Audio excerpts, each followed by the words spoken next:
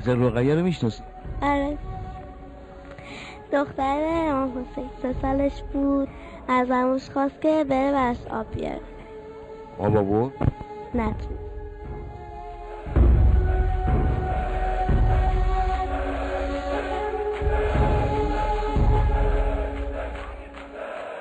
فکر میکنی اگه تو جای حضرت رقیه بودی خبر شهادت عموتو بهت میدادن چیکار میکردی؟ خیلی بد بود، خیلی ناراحت شدم. تا حالا تشنت شده؟ آره. تا حالا شده تشنت بشه مثلا آبم دم دست نباشه؟ آره. چه حسی به دست؟ خیلی بد بود، خیلی بد بود، خیلی تشنه میشدم.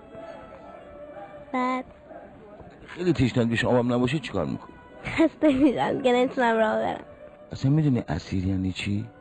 یکی ها بگیرن زندانیش کنن، بعد تا خیلی سالها تو. فکر میکنی یه روز اسیر بشی؟ نه.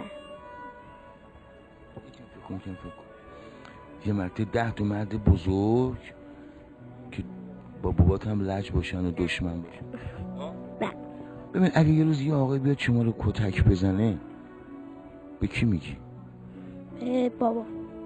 اگه بابات نباشه؟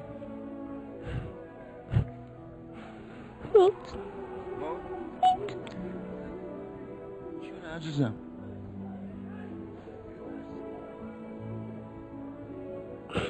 ها؟ چرا گریه میکنی؟ یه آقای بیاد بزنتت بابات هم نباشه عموت هم نباشه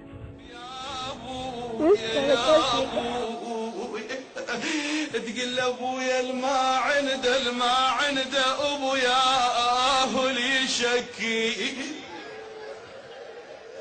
وين يباوع علي زمن يستانو الماء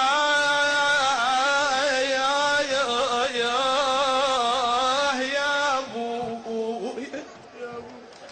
الماء عند ابويا يا هلي شكي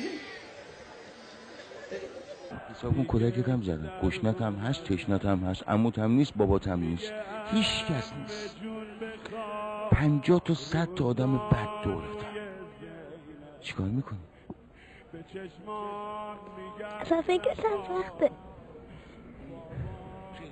خیلی. همون گریه میکنی؟ الان رقیه رو بهتر شناختی نه؟ خیلی سخت.